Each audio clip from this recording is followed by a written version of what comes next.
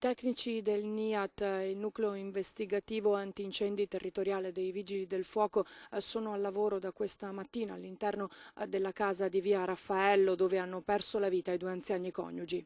All'indomani dell'incendio a Marconi, in cui sono morti carbonizzati Silvano Conte di 86 anni e la moglie Maria Favaretto di 85, si cerca di capire la causa che ha scaturito l'incendio. Potrebbe essersi trattato di un cortocircuito riconducibile forse al malfunzionamento di qualche elettrodomestico, ma al vaglio ci sono altre ipotesi, mentre i corpi sono a disposizione dell'autorità giudiziaria che si è riservata di procedere con l'autopsia. Un fatto che ci ha colpito fortemente, ha colpito tutta la comunità, e più che altro sulle modalità dell'incendio propagatosi in questa abitazione.